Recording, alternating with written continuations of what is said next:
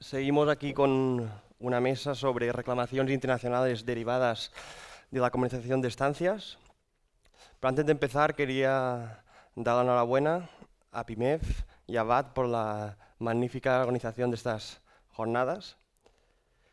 Y en particular también quería dar las gracias al profesor Joan Frank por la invitación para presentar esta mesa. Es un placer estar aquí.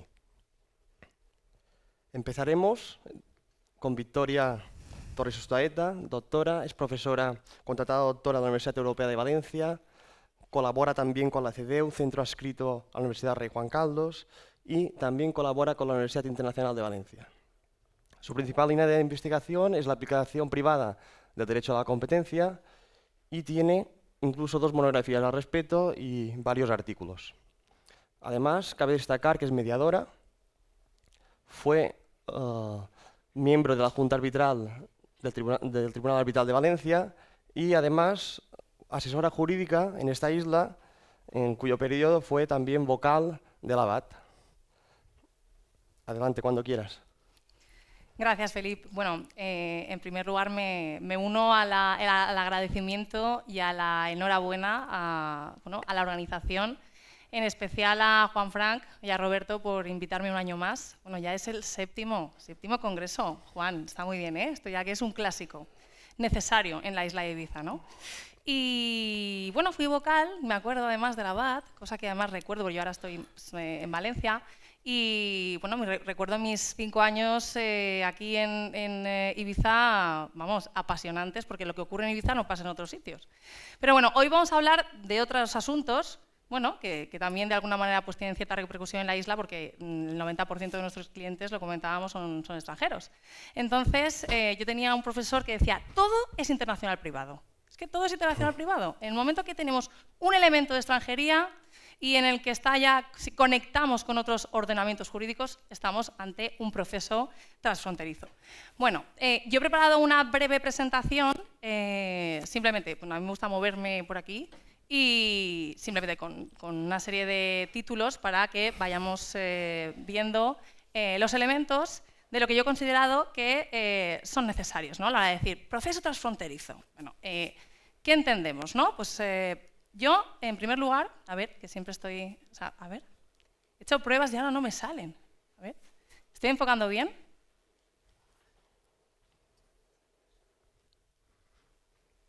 Problemas técnicos. ¿Sí? En principio, sí. Antes lo he probado y sí que funcionaba. Vale. Venga. Fenomenal. Esto es la digitalización, ¿no? Problemas siempre, ¿no? Pero bueno, vamos a ver. Yo he querido empezar un poco mi intervención, como le digo a mis alumnos, que al final el jurista pues, también esconde un artista, ¿no? Es decir, el arte de resolver los problemas jurídicos es el arte de delimitarlos, ¿no? Y ahora, pues lo comentaba con los compañeros, con Julia, es decir, ¿hasta qué punto es esto? ¿Cómo lo podemos articular? ¿Cómo lo contemplamos? En este caso, pues bueno, también es un arte, ¿no? Javier Blas, con el que también he tenido la oportunidad de llevar alguna operación cuando estaba aquí en Ibiza, pues también entenderá que muchas veces pues, es mejor contemplarlo de una manera o de otra, ¿no? Ahí también pues tenemos ese arte, ¿no? El jurista tiene que saber muy bien cómo delimitar el problema para luego articularlo, ¿de acuerdo? En este caso, pues como yo quería hablar, como siempre barremos para la casa, ¿no? En la anterior mesa se hablaba con escepticismo de la mediación, de los ADR. Digo, yo iba a intervenir, pero he dicho, bueno, como luego voy a entrar en la mesa, pues me lo voy a dejar el comodín para comentarlo posteriormente, ¿no? Pues sí, en la vida hay 2 caminos. Eso lo decía un jefe mío, me decía, en la vida hay 2 caminos, Victoria. En este caso, yo me refiero a que pues, tenemos 2 vías, ¿no? de actuación, ¿no? En este caso tenemos la vía judicial, como nuestro sistema jurisdiccional, que se nos ofrece pues, una tutela, ¿no? Al particular, al justiciable, y por otro lado tenemos esa vía extrajudicial. Aquí en España, más que olvidada, no es que esté olvidada, sino al cual ni conocemos, ¿no? Es la desconocida, la gran desconocida, y la cual, pues bueno, sea desconocida o no, va a llegar, Va a llegar porque, como luego diré al final de la intervención, pues tenemos ante la mesa un anteproyecto de ley de eficiencia procesal que prevé implantar uno de esos sistemas, ¿no?, dentro de los ADR, que es la mediación, un sistema que será necesario, será obligado y constará como un requisito de procedibilidad previo al inicio del proceso civil, en este caso, ¿de acuerdo? Entonces, voy a detenerme simplemente comentando la vía judicial por un lado, luego unas breves notas sobre la vía extrajudicial, en concreto la mediación, y para adentrarnos en la vía judicial en este tipo de procesos, los procesos transfronterizos, procesos cross-border, pues yo he querido partir de esa definición, ¿no? Es decir, ¿qué entendemos por un proceso transfronterizo? ¿Qué entendemos por un proceso internacional? Pues son aquellas relaciones o situaciones en las que interviene un elemento de extranjería que les pone en contacto con más de un ordenamiento jurídico, recibiendo por ello el carácter de internacional. Esto suena muy bonito, suena muy fácil, pero luego veremos que hay determinados elementos que no son tan fáciles de concretar o de delimitar, ¿no? Y ahí un poco está nuestro arte de delimitar cuál va a ser la pretensión, el problema jurídico, que luego nos llevará a concretar, pues, por ejemplo, cuál va a ser el órgano jurisdiccional competente, ¿no? Y hemos traído una sentencia que ha sido muy sonada y que vamos a comentar en esta mesa desde los diferentes puntos de vista o las diferentes perspectivas, ¿no? En este caso, 3 cuestiones clave, ¿no? 3 tips. Cuando hablamos de un proceso transfronterizo, en primer lugar tenemos que conocer cuál va a ser el órgano jurisdiccional competente, ¿no? ¿Quién va a conocer de nuestro asunto? Tenéis una empresa con sede en Alemania, la otra parte reside en Holanda, pues vamos a ver, ¿dónde demando? ¿Dónde iniciamos el proceso? ¿Quién es el órgano jurisdiccional competente en este caso? Tenemos muchos elementos, muchas claves para determinarlo, no es tan fácil a simple vista. En segundo lugar, regulación procesal. ¿Cuál va a ser el régimen procesal aplicable en este caso? Hemos definido el órgano jurisdiccional competente, vamos a ver el siguiente elemento, que va a ser cuál es el régimen procesal aplicable a ese proceso, a ese conflicto, a esa controversia en sede judicial. Y, por supuesto, la ley aplicable, la ley material aplicable. ¿De acuerdo? Es el tercer elemento clave en este proceso cross-border. En primer lugar, pues rige el principio de autonomía de la voluntad de las partes, ¿no? La autonomía privada. En este caso, son las partes las que deciden, ¿no? Veremos que existen una serie de excepciones, una serie de casos especiales, foros especiales, pero en principio se da libertad a las partes para decidir, ¿no? Para decir a quién someten su controversia. Es decir, bueno, sometemos en caso de posible disputa, pues hemos pactado en el contrato una cláusula donde sometemos la futurible controversia, esperemos que no, pero una controversia pues la someteremos a la jurisdicción española. Pues lo establecemos en el contrato, ¿no? De alguna manera pues nos otorga una cierta seguridad jurídica. De igual manera lo haríamos cuando hablamos del ADR. También podemos insertar una cláusula pues, arbitral, multitask, pues primero mediación y luego arbitral, ya veríamos. Pero en este caso pues se otorga a las partes esa libertad de establecer una cláusula de jurisdicción. En este caso las partes deciden, ¿no? En defecto de pacto, como regla general, utilizaríamos el foro del domicilio del demandado, ¿no? En caso de que no exista pacto por las partes, pues tenemos el foro del domicilio del demandado que rige de manera general, ¿de acuerdo? Respecto del régimen procesal, vale, sabemos, en principio, esto es de manera genérica, las partes pues, o han pactado una jurisdicción concreta o no han pactado nada, foro del domicilio del demandado, como regla general. Vamos a observar cuál sería el régimen procesal aplicable, ¿no? Cuando hablo del régimen procesal me refiero a qué leyes, qué normativa se va a aplicar al proceso, que regula el procedimiento, ¿de acuerdo? Seguido ante esa jurisdicción.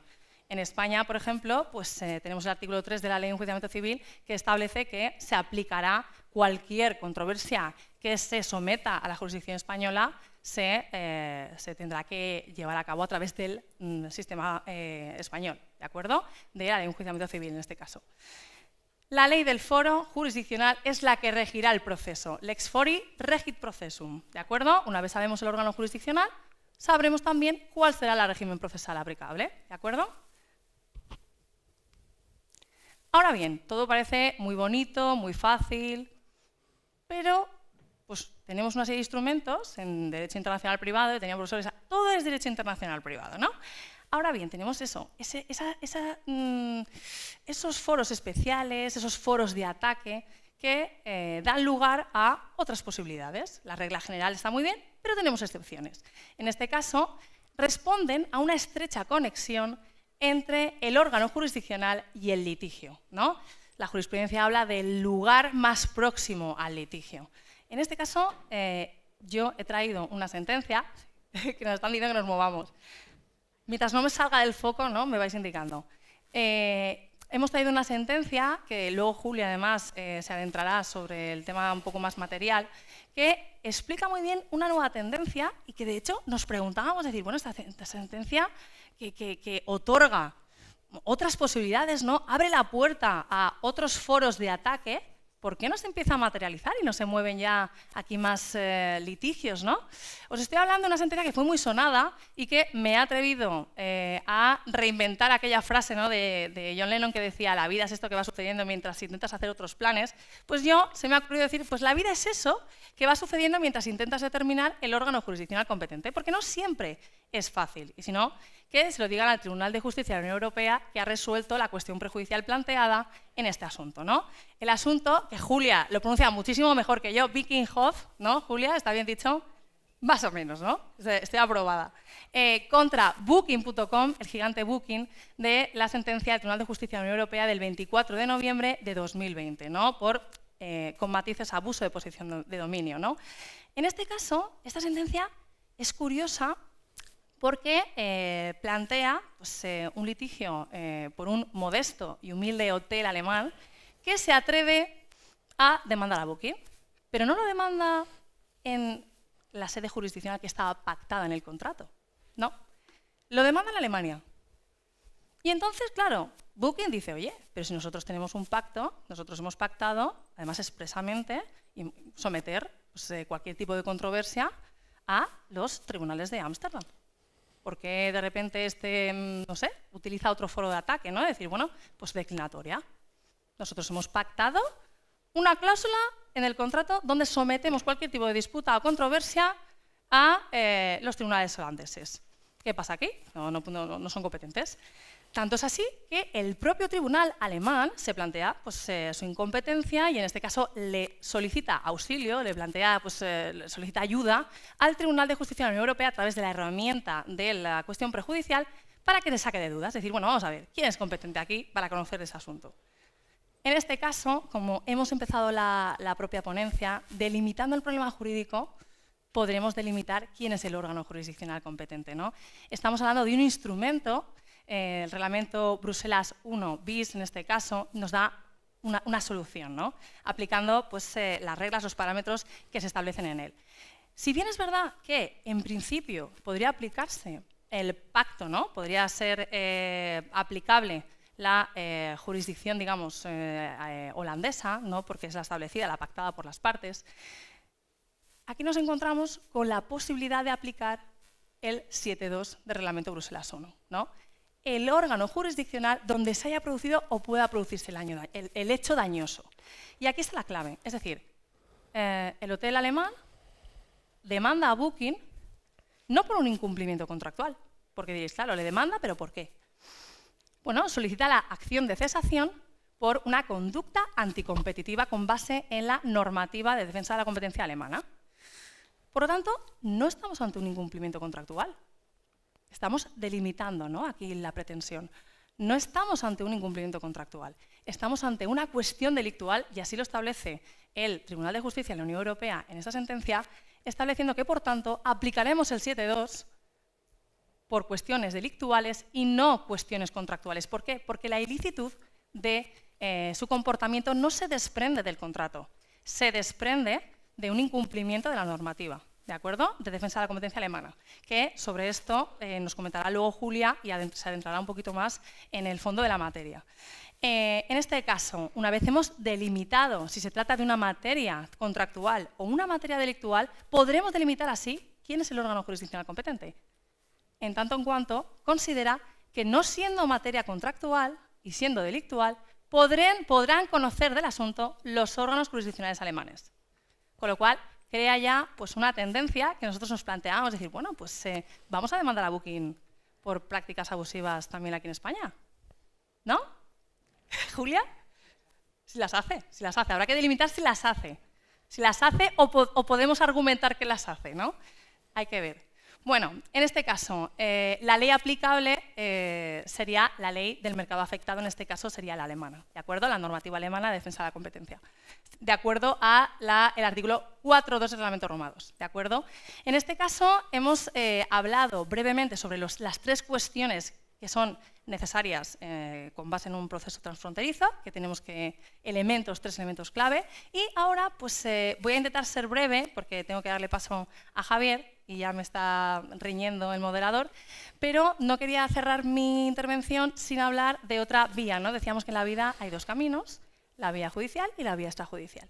En este caso, la vía extrajudicial, que yo he visto aquí mucho escepticismo, y decía, ¿pero por qué? Yo soy mediadora. Es verdad que no es obligatoria, es voluntaria. Bueno, ahora se habla de una voluntariedad mitigada, ¿no? Dice la doctrina.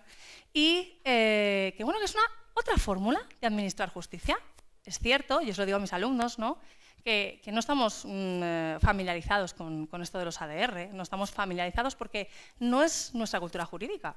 Efectivamente, es una figura pues, que viene de los Estados Unidos, que se ha intentado implantar aquí en Europa. Italia ya está llevando a cabo pues, iniciativas de mediación en consumo y parece que funcionan. Y, desde luego, sobre la mesa tenemos el anteproyecto de ley de eficiencia procesal que nos pone de manifiesto la posible obligatoriedad de la mediación como requisito de procedibilidad. ¿Mediar o no mediar? Esa es la cuestión. ¿Todo es mediable? Yo siempre digo que creo que cada conflicto, en la mesa anterior un poco también lo decía, cada conflicto tiene unas características y atendiendo a esa situación, a esas circunstancias, podremos escoger un ADR u otro. Obviamente no es lo mismo someter determinados conflictos, controversias ante un arbitraje que ante una mediación. Desde mi punto de vista, por ejemplo, temas de consumo los veo difícilmente mediables porque no hay igualdad de partes en este caso. Entonces, creo que el arbitraje es una buena herramienta en consumo. Ahora, quizá hay que estudiar un poquito más y profundizar en hasta qué punto los consumidores tienen las herramientas necesarias o están informados cuando se trata, por ejemplo, de reclamaciones bagatelarias, ¿no? No les compensa. El arbitraje sí, el arbitraje es gratuito y, bueno, al final no pierden nada. Hay que subrayar esta idea. La mediación, pues bueno, la mediación en temas de familia, sí. En temas de consumo, bueno, habría que ver cómo se plantean, ¿no? Hasta qué punto pues, les compensa o no, o hay ahí hasta el punto de decir, bueno, es que la mediación es un método autocompositivo, supone llegar a un acuerdo entre ambas partes, nada que ver con el arbitraje, que es heterocompositivo y que es al final el árbitro quien dicta un laudo, que equivale a una sentencia, ¿no? Mediar o no mediar, yo creo que saldremos de dudas pronto con el anteproyecto de ley y bueno, veremos a ver si verdaderamente encaja en nuestro ordenamiento jurídico.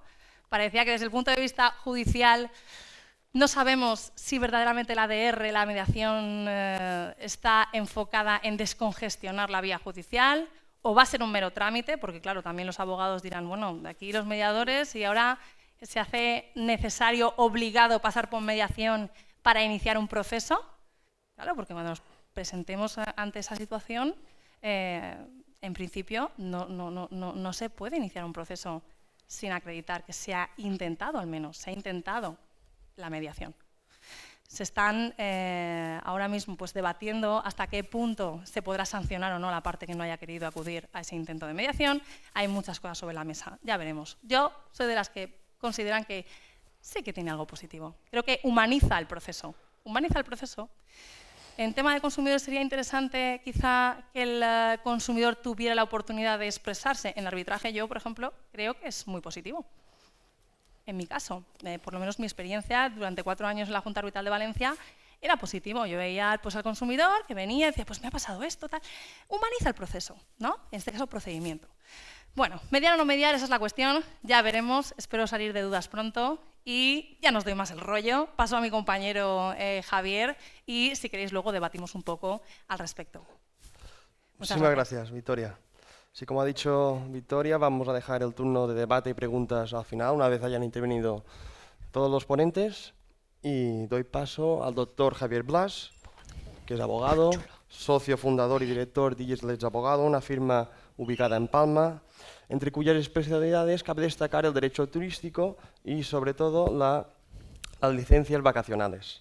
Además, es profesor en la Escuela Universitaria de Turismo Felipe Moreno, secretario del Círculo d'Economia de Mallorca i assessor jurídic d'Atur Baleares.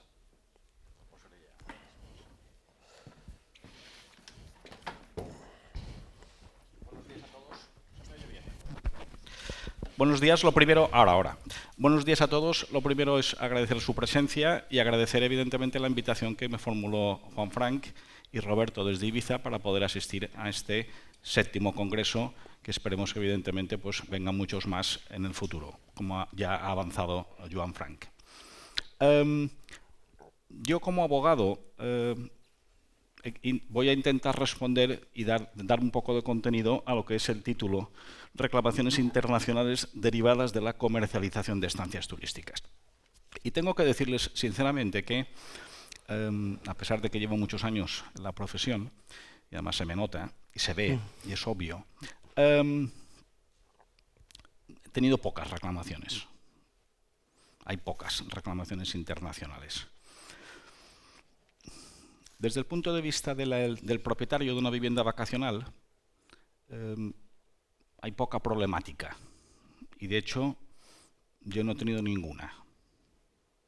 Aquel propietario de una vivienda vacacional que alquila a través de Airbnb o que alquila a través del antiguo HomeAway, ya se llama Verbo, creo, ha cambiado el nombre. Como ustedes saben, hay un punto fundamental que es el tema del cobro de la renta, el cobro del precio del alquiler vacacional. No hay problema al respecto, porque el turista ya ha pagado cuando reserva, y si la reserva evidentemente se confirma y se ejercita el desplazamiento y evidentemente se ocupa la vivienda, es verdad que el precio no se cobra en el primer día de ocupación efectiva de la vivienda, pero se cobra al cabo de unos días. Y hay una garantía absoluta por parte de la plataforma de que se te abonará el precio. Por tanto, puede haber a veces alguna contingencia respecto al pago final del precio, pero insisto, nunca he tenido como abogado una pretensión de un propietario que me dice: Javier, me han venido a mi chalet, la han ocupado 14 días y he cobrado solo la mitad de la renta, pactada. No lo he tenido nunca. A lo mejor ustedes sí, y ya lo expondrán en el turno de preguntas. Otra cuestión que se puede plantear, insisto, desde la perspectiva del propietario es cómo me dejan la casa. Que eso es un tema que en Ibiza seguramente, por el tipo a veces de turista que se tiene, ese turista más joven que viene a pasar la noche ibicenca, y ya no doy más detalles, porque ustedes lo saben, no todos son así, pero hay una parte de ese turista que ocupa viviendas vacacionales y que vive de noche y duerme de día. Ahí sí puede haber una problemática cuando al final recibes las llaves, recuperas la posesión de la vivienda y te encuentras la vivienda en el estado en que te la encuentras. Pero ahí también hay una solución puesta por parte de las plataformas en beneficio de los propietarios, que es esas cantidades que se dejan en depósito y que quedan ahí bloqueadas durante normalmente 14 días. Digo, es lo que yo he leído por ahí, puede ser una semana, pueden ser, pero son cantidades que están ahí bloqueadas, pendientes de que el propietario pueda acreditar documentalmente, con fotografías, que se ha producido determinados daños en la vivienda. No, es que el sofá me lo encontré rajado. No, es que la mesa del salón tiene 2 manchas que ya no se quitan. Es decir, aquí las posibilidades de encontrar defectos derivados de la estancia son múltiples, y lo dejo a su imaginación. Pero ese tipo de cuestiones que se plantean, en algunos casos más y en algunos casos menos, con alto standing a veces tienes la tendencia a pensar viviendas de alto standing no sufren este tipo de problemas, viviendas de menos standing son las que a lo mejor están abocadas a sufrir estos problemas. Pero mi experiencia, insisto, mi experiencia, lo cual no digo que no exista, mi experiencia es que no hay una problemática, por tanto, no surge, como decía Victoria muy bien, la controversia, no surge el litigio, ni se plantea el propietario plantear una demanda, porque lo único que hará es comunicar a la plataforma pues, que se han producido esos daños y la plataforma cubrirá esos daños a través del depósito fianza para atender esos desperfectos. Evidentemente es posible que esa fianza depósito no llegue a cubrir el quantum económico total de los defectos acreditados. Y ahí es donde el propietario podría plantearse perseguir al turista, al alemanote, diremos en este caso, y no con tono despectivo, pero en castellano se expresa muy bien, al alemanote lo perseguiremos en Hamburgo.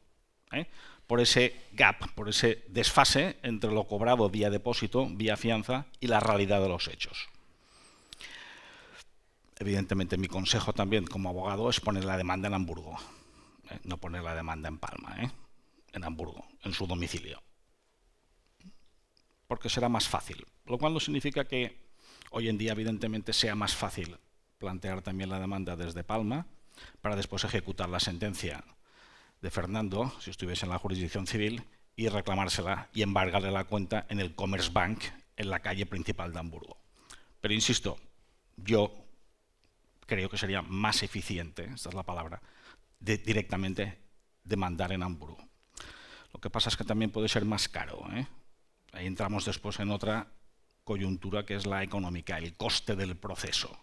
Y coger a un Anwalt o Rechtsanwalt o Rechtsanwaltin, porque aquí tenemos una, lo digo, nos puede llevar a que a lo mejor pensemos y analicemos lo que decía Victoria de si los juzgados españoles serán competentes para conocer de esa reclamación de daños producida en un inmueble sito en España. Con lo cual yo creo que ahí la jurisdicción española es competente y los juzgados civiles, en la medida en que los hechos dañosos se hayan producido, en este caso en Ibiza,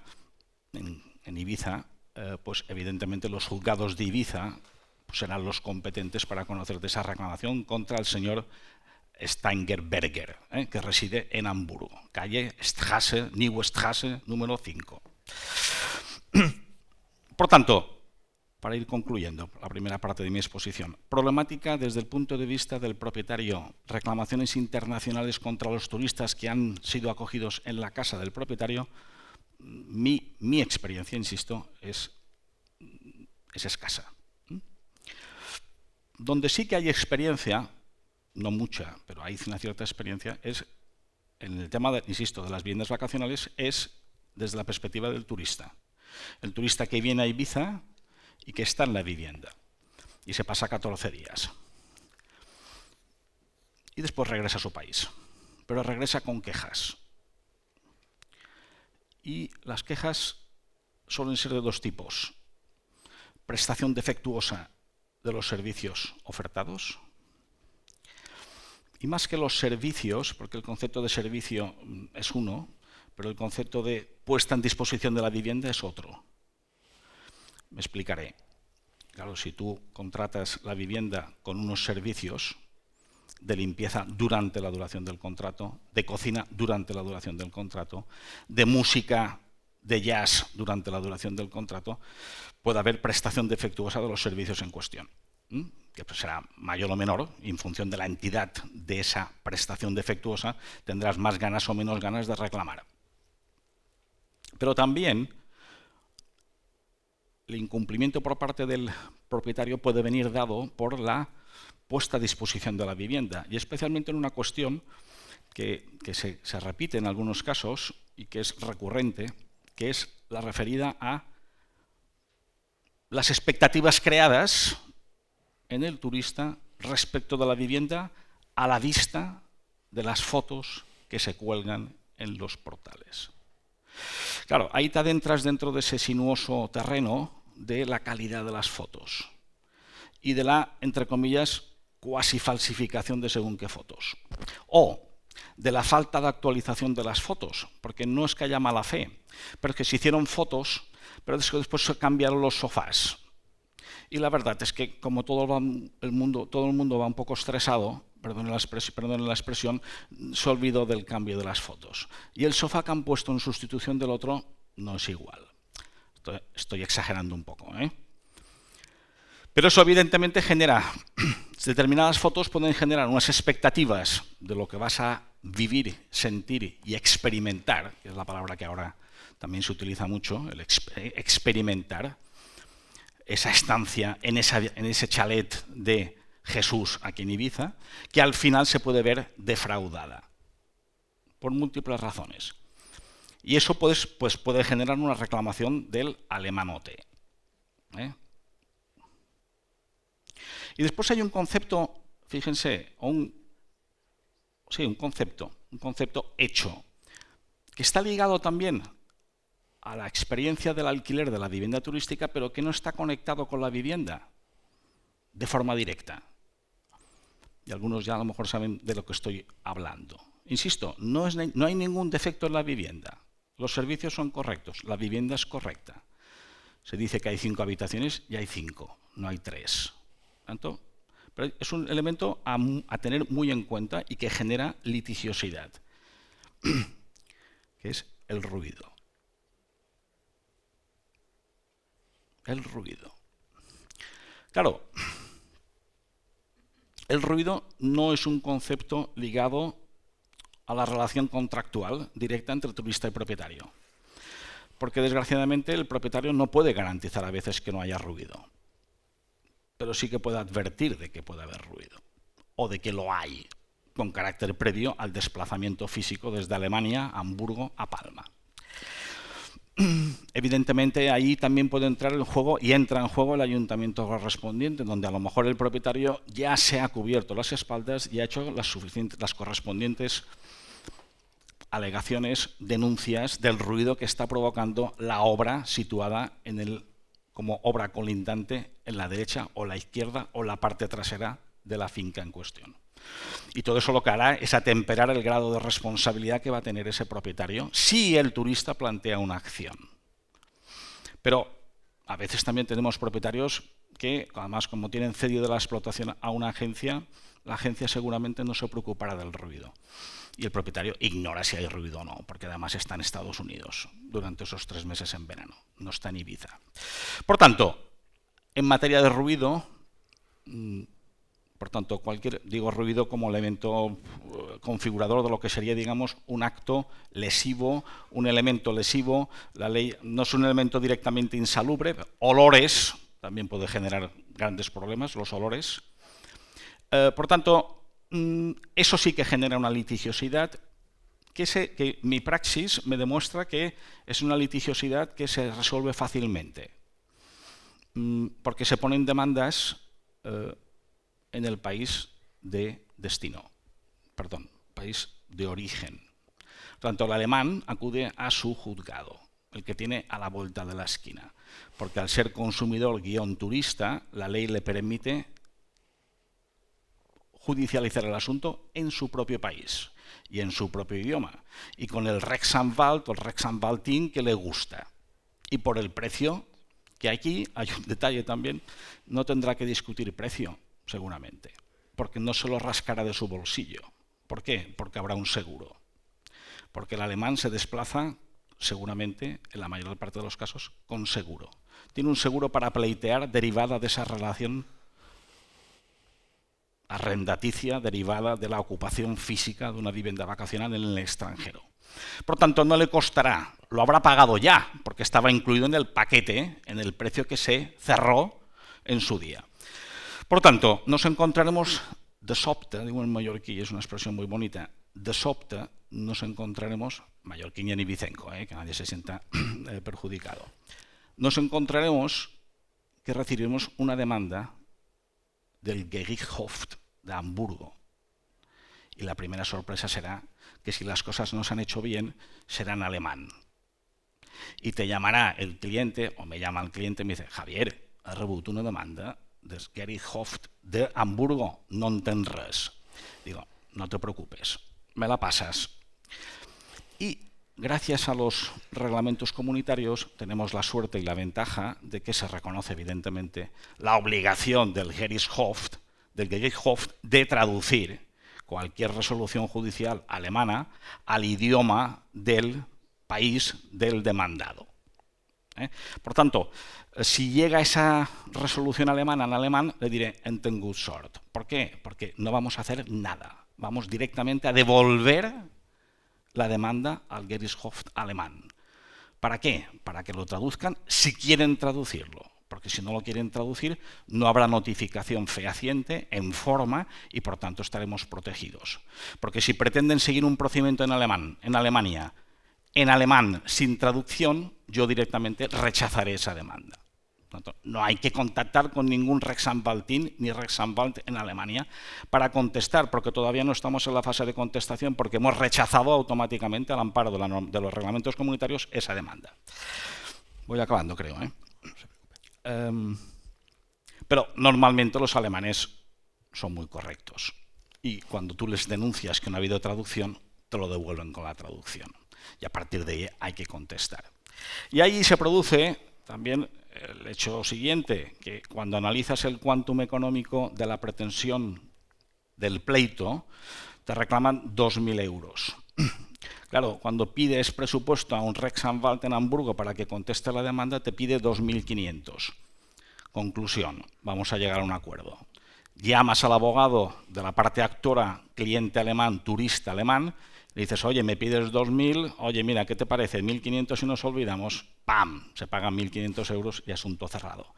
Es una mediación, como decía Victoria, mediación informal del propio abogado, del cliente, en este caso, del propietario mallorquín o de la sociedad que gestiona ese establecimiento y que recibe esa demanda. Por tanto, insisto, al final, la litigiosidad internacional, los alemanes, digo alemanes porque conozco más Alemania que otros países, pero los alemanes, al tener seguro, se sienten cómodos, pleitean, ponen demanda y evidentemente si pueden acreditar un ruido que pasa de lo normal, el sentido común te dice que va a ganar el pleito y por tanto al final no tendremos más remedio que pagar. Para pagar en Alemania o no pagar y después que ejecuten la sentencia alemana y embarguen a través de un juzgado civil la cuenta de Bankia o de CaixaBank, creo que es mejor pagar algo menos y cerrar el asunto y evitar también el coste reputacional que tiene evidentemente tener un turista que pone a caldo la vivienda en redes sociales. Por tanto, mi conclusión es que el gran pleito derivado de la contratación de la vivienda vacacional, yo no lo he visto. Me gustaría, pero no lo he llegado a ver. Es una decepción para mí, y a lo mejor y es favorable a ustedes porque evidentemente no tendrán que contratar Rechtsanwalts o Advocaten en Holanda. Para acabar, un detalle, una cosa curiosa que me pasó la semana pasada y que vale la pena también comentarla. Propietario que, como digo, normalmente no tiene controversia alguna con el turista y que por tanto no litiga. Pero nos encontramos con un piso en el puerto de Alcudia donde los turistas llaman a la propietaria y le dicen, María, nos gustaría que vinieses a limpiar, que viniese una limpiadora durante la vigencia del contrato. No hay prestación de servicios prevista de la limpieza durante la vigencia. Por tanto, no hay pago de IVA. Esto se lo comentarán esta tarde. No hay IVA. Pero la propietaria, que además es una señora de la limpieza y que con mucho esfuerzo compró ese apartamento, atiende la petición y dice, no os preocupéis, vendré yo a limpiar. Y lo que es la propietaria se convierte en limpiadora de su propia casa. Acude durante la vigencia del contrato. Se encuentra una habitación cerrada con un letrero que dice no entrar, no entry, y no entra, evidentemente. Limpia y no hay nadie en el piso. Entra con sus propias llaves, porque acuerdan ahora y acude. No hay nadie, salvo supuestamente alguien en la habitación. No escuchó ni vio ningún ruido. Acaba la limpieza y se va a su casa y descansa, que está muy cansada. La sorpresa es que le llaman esa misma noche o al día siguiente por la mañana la Guardia Civil.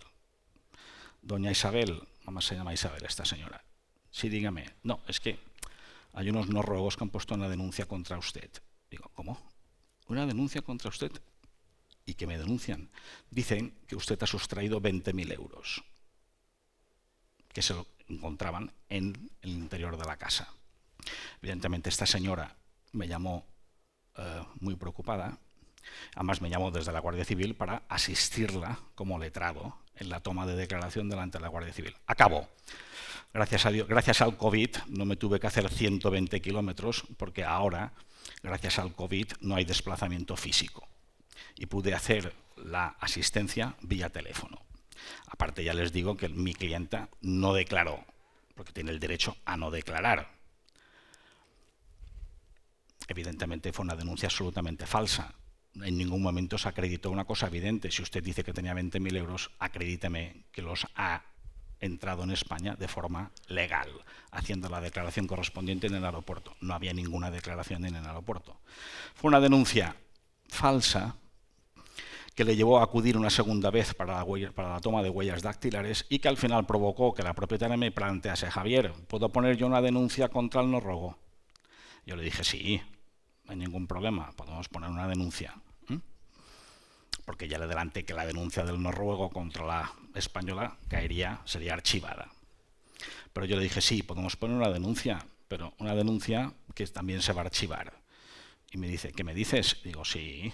¿Por qué?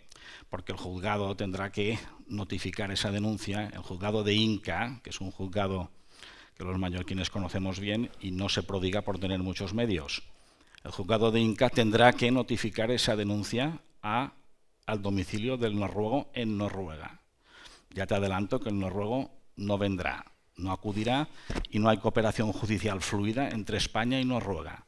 Conclusión, le dije, bajo mi punto de vista, le dije: no hagas nada, no pierdas el tiempo, no pagues abogado ni procurador, olvídate absolutamente del tema. Mala noche, malos turistas y evidentemente no les vuelvas a alquilar nunca tu vivienda al turista. Lo digo porque eso era un pleito, evidentemente se hubiese podido convertir en un pleito penal, pero como no había base para poder ser un pleito, evidentemente se archivaría. Pero también es verdad que puede haber también denuncias en el ámbito penal del turista hacia el propietario. Y también las puede haber del propietario hacia el turista. No sé si les ha aburrido mucho, lamento no haber sido más detallista a lo mejor en prodigar mayores pleitos y mayor litigiosidad a nivel internacional, pero mi experiencia de la vivienda vacacional en Baleares es esta. Muchas gracias. Muchas gracias, Javier. Damos paso a la doctora Julia Sedrow, que es abogada, socia fundadora de la firma Terce Compliance, con despachos ubicados en Madrid y Bilbao. Además, es profesora asociada de la Universidad de Deusto y está especializada en Derecho Internacional Privado, Litigación Transnacional y Derecho Europeo.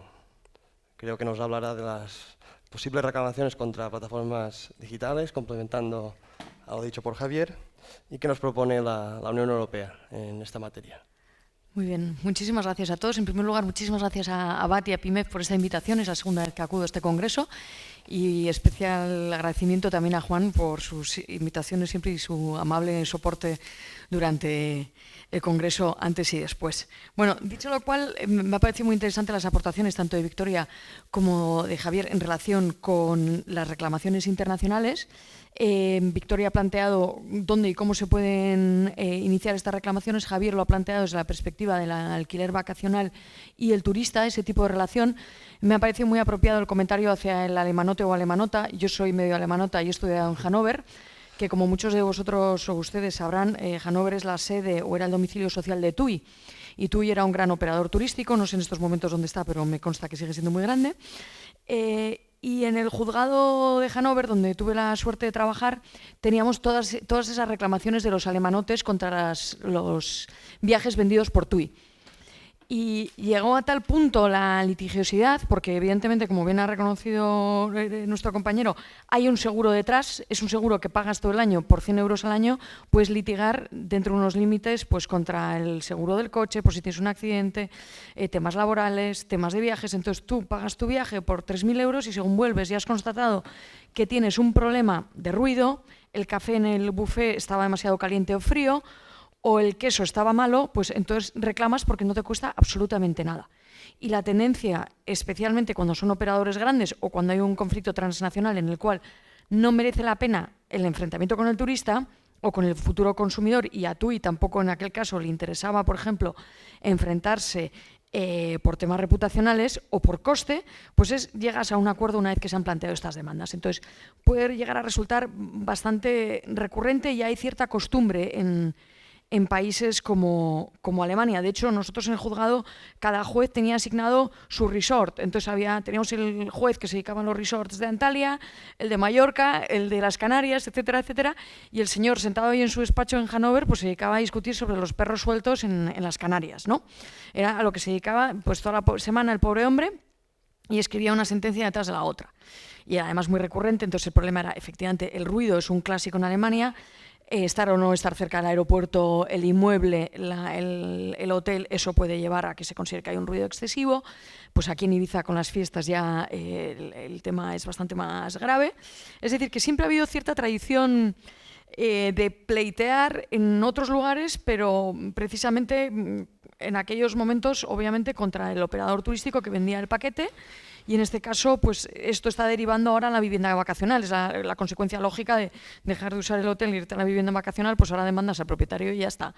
Y punto, no tiene más. Entonces tenemos ese punto de partida del que tenemos que entender. Pero bueno, el objeto de mi presentación iba a ser otro. A mí me gustaría compartir con vosotros que, siguiendo la línea que ha planteado Victoria, hay otro tipo de reclamaciones que podemos tener en cuenta y que se están empezando a plantear cada vez más en Europa, y en las que también la Unión Europea está presentando una serie de iniciativas que creemos que pueden ser interesantes para vosotros y para vuestra práctica. Estamos hablando de las reclamaciones contra las plataformas como tal. Contra las plataformas de intermediación online, básicamente el acceso a prácticamente la totalidad de los clientes, corregidme si me equivoco, a día de hoy funciona a través de una plataforma, por lo menos en un punto de origen, a no ser que tengas un contacto muy cercano, etcétera, etcétera. Entonces, una vez que trabajas con una plataforma online, salvo error por mi parte, que haya plataformas españolas lo suficientemente relevantes a nivel global, que no me consta, el componente internacional que ha mencionado antes Victoria está encima de la mesa. Y da igual que sea una foto en Instagram, que sea Airbnb, que sea Booking, etcétera, etcétera. Siempre vamos a tener un componente internacional. Y en ocasiones, incluso cuando es una empresa española, igual tiene su sede en Luxemburgo por motivos fiscales, o en Irlanda. Da exactamente igual. O sea, es decir, que el componente internacional está ahí. Son además plataformas que funcionan con contratos de adhesión. Contrato de adhesión significa yo firmo, acepto y asumo todo lo que dice el contrato y no tengo margen de negociación, o el margen de negociación se reduce básicamente, quizás cuando tenéis suerte, a las condiciones económicas. Me corregís, igual estoy patinando, pero no creo que haya mucho margen de negociación, por lo menos en lo que se refiere al funcionamiento de la plataforma, al uso que se hace de los datos, al uso o a los mecanismos de valoración, de posicionamiento, etcétera, etcétera. Todo esto viene dado, es decir, adhesión. Y cuando hablamos de adhesión, el que es grande puede tener unas responsabilidades distintas a las que tiene el pequeño, ¿vale? Eso ya sucede con la Ley General con la Ley de Condiciones Generales de Contratación, que tienes que hacer un análisis de si las cláusulas son transparentes, son equitativas, etcétera, etcétera, y cumplen con una serie de requisitos mínimos. Pues este problema que antes teníamos en ese ámbito, en los contratos de adhesión, en el mundo, en la economía tradicional, se ha trasladado a la economía digital. Prueba de ello es la reclamación de Wikingerhof. Wikingerhof, de lo que se queja frente a Booking, es: me has cambiado las condiciones generales de contratación y no me has avisado.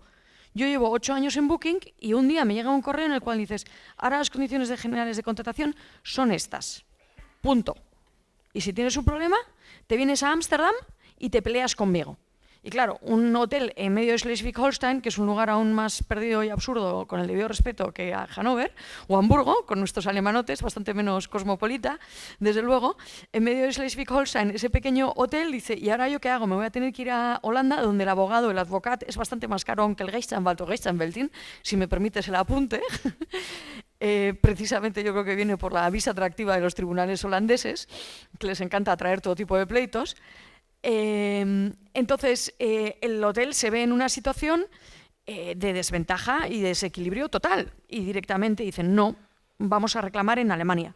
Entonces ahí se inicia el debate que lleva a esa cuestión prejudicial que plantea el Tribunal Supremo alemán. Esto es un pleito bastante antiguo que todavía no ha llegado a su fin, pero que ya vemos que está empezando a plantear más litigios en Alemania y en otras jurisdicciones precisamente por lo que están haciendo este tipo de plataformas. Y ahora os voy a terminar de contar esto y voy a tratar de ser breve porque no tenemos mucho tiempo y igual nos interesa pasar al debate. Bien, pues ellos lo que vienen a decir es el cambio de las condiciones sin previo aviso y sin dejarme margen es un abuso de posición de dominio. Un abuso de posición de dominio relativo, que está recogido en la normativa alemana, que dice, la posición de dominio no es frente a todo el mercado, pero es business to business, ¿vale? Yo soy un hotelito pequeño, una micropyme o una pyme, y tú eres una plataforma enorme con todos los recursos del mundo, y yo no tengo opciones ni alternativas de entrar al mercado si no es contigo. La clave pasa por la alternativa. Si la alternativa es cero, la obligación de la plataforma X, con independencia de su cuota de mercado, voy a ir un paso para atrás, el abuso de posición de dominio que conocemos todos de Google, de Apple, que se está planteando ahora ante la Comisión Europea, etcétera, etcétera, va siempre unido a una posición de dominio en el mercado. Y eso implica pues, tener una cuota en ocasiones pues, superior al 30%, tener ahí un poder que te permite actuar de forma completamente independiente en todo el mercado. Esto es hablar de un abuso de posición de dominio o de un abuso de posición negociador B2B, ¿vale? Es decir, el problema de la alternativa cero lo tiene una de las partes, no lo tiene todo el mercado, ¿vale? Porque va a haber hoteles o cadenas pues, de gran tamaño que sí que pueden negociar con las grandes plataformas, estoy segura de ello, ¿no? Si estamos hablando de una gran cadena hotelera internacional, seguro que tienen margen de maniobra o tienen más margen de maniobra que el propio Hotel Wikingerhof, ¿no? Entonces, a partir de ahí se plantea este problema y lo que viene a decir el tribunal alemán, y por eso acaba en el Tribunal de Justicia esta cuestión, dice, esto no es una cuestión contractual. Porque claro, Booking de la misma había dicho al tribunal alemán, no, oiga, nosotros hemos acordado que cualquier disputa tendrá que conocerse en Ámsterdam, venga usted a Ámsterdam con los advocaten. Y el Wikingerhof lo que dice, no, esto no es contractual. Esto es extracontractual, porque el problema, como bien ha dicho Victoria, está en el abuso y no está en el contrato. Y eso nos genera en muchas ocasiones muchos problemas prácticos. El análisis que hace el Tribunal alemán a raíz de la sentencia del Tribunal de Justicia Europeo, la sentencia del Tribunal Supremo alemán, ahora es de febrero del 2021 y ahora el Tribunal de Schleswig-Holstein va a tener que decidir finalmente, es sobre simplemente la cuestión de internacional privado. Decir, efectivamente, aquí estamos ante un problema extracontractual por mucho que el abuso tenga un origen en el propio contrato, ¿vale? Y eso es lo que nos puede generar a nosotros mucha confusión, porque claro, revisamos el contrato y decimos, me han cambiado las condiciones generales de contratación. Esto es un problema contractual. Ojo, igual no es contractual como piensas tú. Igual el problema está en una fase previa y es el mero hecho de cambiar las reglas del juego sobre la marcha porque soy grande y porque sí. ¿Vale? Entonces, ese tipo de problemas se están planteando y están generando muchos litigios. Hay una sentencia de hace apenas unos días, del 30 de septiembre de 2021, de la Audiencia Provincial de Múnich. No es sobre Booking, es sobre Amazon, pero es un caso que estoy segura que se puede llegar a plantear también en plataformas de intermediación turística. En este caso estamos hablando de un vendedor de chicles al que Amazon le bloquea directamente la cuenta porque tiene una valoración negativa, ¿vale? Tiene una valoración, o tiene dos valoraciones negativas y si en Amazon tienes más de un 1% de valoraciones negativas de todas las valoraciones que tienes, te bloquean directamente la cuenta, fuera. Directamente ya no puedes vender en Amazon. Y ese bloqueo y esa opción de valorar solo la hacen en relación con los vendedores de Amazon que venden en Amazon y no lo hacen en relación con las ventas de Amazon. Es decir, que hay una discriminación que está teniendo lugar. Y esto se está investigando. Le están investigando a Amazon por este motivo en varios países, entre otros en Alemania y en el Reino Unido, en Francia. La Unión Europea también está con alguna cosa, etcétera, etcétera. Entonces, en el tribunal, lo que viene a decir el tribunal de Múnich, analiza la sentencia a Wikingerhof y llega a la conclusión, efectivamente, por mucho que Amazon diga tienes que ir a Luxemburgo o esto es un problema relacionado con la valoración que está recogida en el contrato, no es un problema contractual, es un problema extracontractual y por tanto nos vamos al foro del hecho dañoso.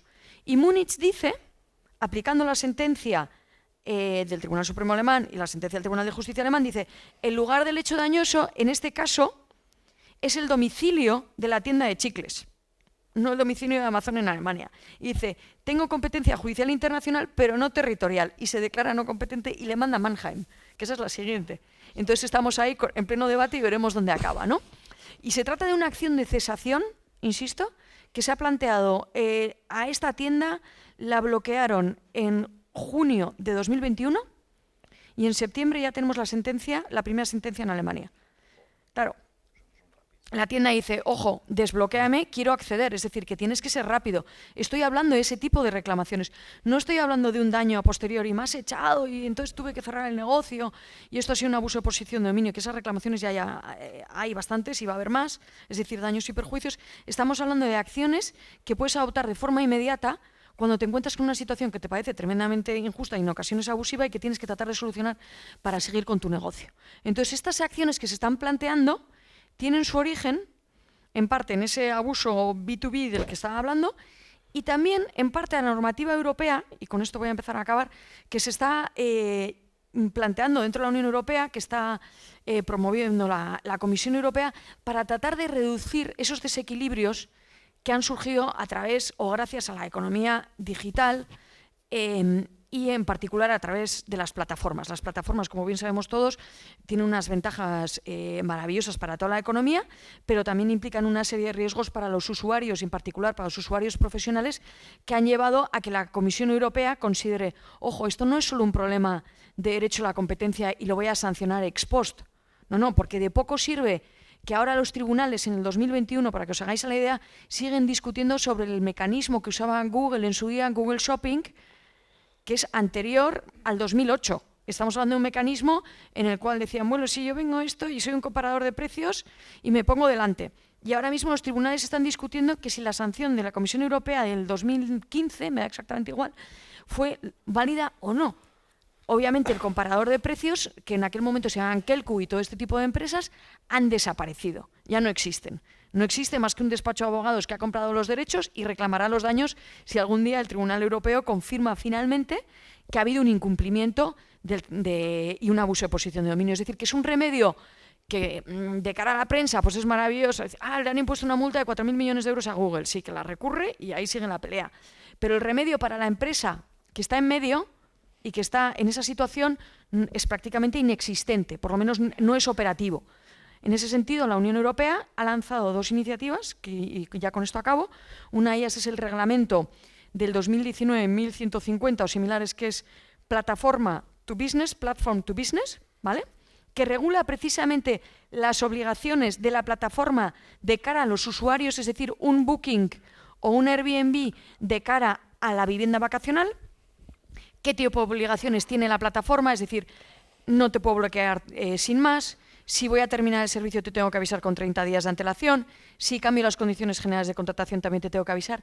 Si uso tus datos o los usan terceros para un objeto distinto del uso técnico de la plataforma, te voy a tener que avisar, porque una de las grandes consecuencias de todo esto es toda esa información y todo ese big data que se extrae de esas plataformas, con los que tú luego puedes hacer nuevos productos que los puede hacer Airbnb, con el debido respeto, o cualquier plataforma de alquiler vacacional, pero que no pueden hacer los propietarios de las viviendas vacacionales porque no tienen acceso a esa visión global. Tienen acceso a la visión local y nano o incluso micro, pero nunca van a llegar a ese big data al que puede llegar la plataforma. Entonces, ese reglamento lo que viene a decir es, voy a avisarte y te voy a indicar qué hago con toda esta información y tú vas a tener cierto margen. Si las cláusulas no son transparentes y no son equitativas, podrán ser anuladas. Es decir, que estoy dando un mecanismo que va a permitir no solo a las empresas como tal, individuales, acceder a un bloqueo de ese tipo de cláusulas, sino que también se va a permitir a asociaciones, ¿vale? Eso estamos esperando el desarrollo normativo en España, pero en principio se podría arrancar ya con ello, o incluso a que los propios Estados miembros impongan sanciones. El caso de Amazon...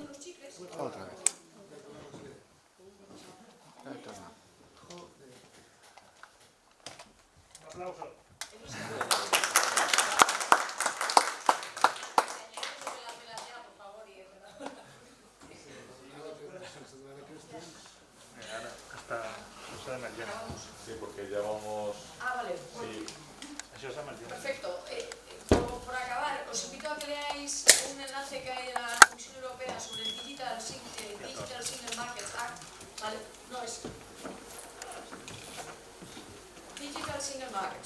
Y ahí tenéis toda la estrategia de la Unión Europea en la que se regula y se trata de plantear soluciones a los problemas de los que hemos estado hablando. insisto, la idea es que sean accesibles para la pyme, que sean accesibles al usuario pequeño y que te permita avanzar frente a este tipo de conductas que pueden ser cuestionadas o no y que pueden plantear muchos problemas prácticos inmediatos. ¿Vale? Esa es una de las iniciativas. La otra iniciativa es el Digital Markets Act, que afecta básicamente a las gafas, es decir, a Google, Apple, Amazon y Facebook, y que son otro tipo de redes sociales con las que vosotros podéis enfrentaros y que también establecen una serie de obligaciones adicionales parecidas a las que os estaba comentando en relación con el reglamento. El reglamento ya ha entrado en vigor, la Digital Markets Act está todavía en pleno debate y todavía la discusión es cómo definimos a esa plataforma como el guardián de entrada o guardián de discoteca, que es el que decide quién accede o no a un determinado servicio a través de esa intermediación. Y ya con esto pues voy acabando y muchas gracias. Muchas gracias, Julia. Creo que vamos un poquito pasados de tiempo. Si acaso permitimos una única pregunta, breve. ¿Alguien? Adelante.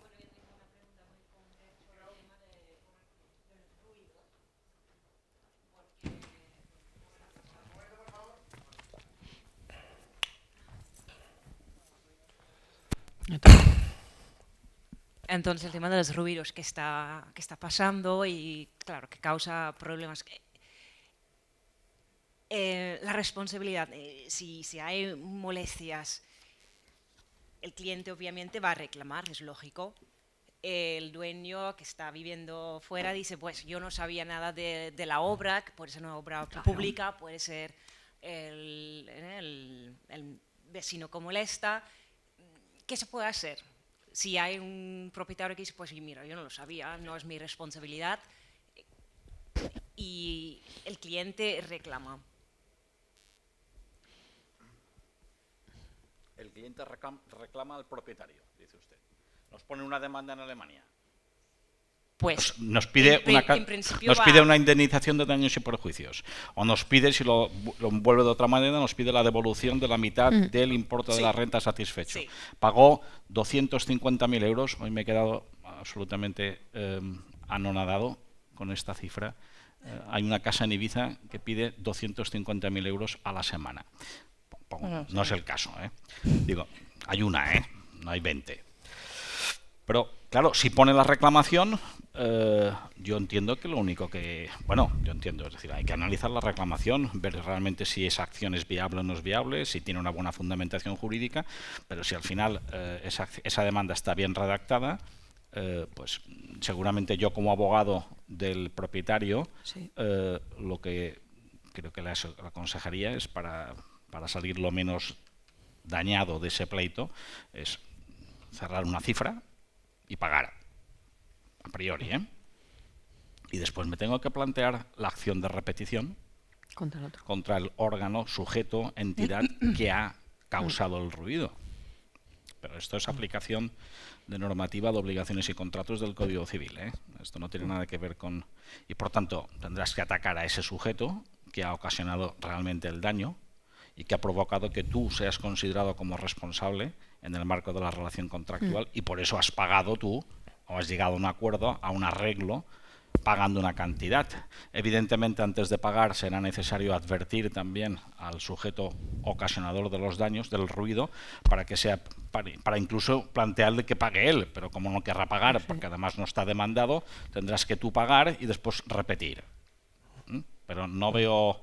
Claro, cuando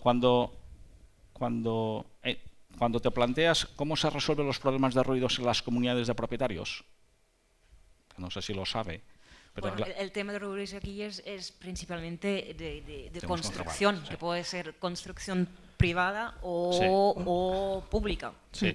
Yo le propongo seguir hablando Sí. en el pasillo, porque me No dicen que tengo que ir. No nos queda más remedio, llevamos un poquito de retraso acumulado Sí. y seguimos esta Bueno, tarde. durante la comida me puede responder usted viene y a luego comer, doy pues, la respuesta a las Muy bien. Muchas después se gracias lo a todos comento. por la asistencia y por su atención. Gracias.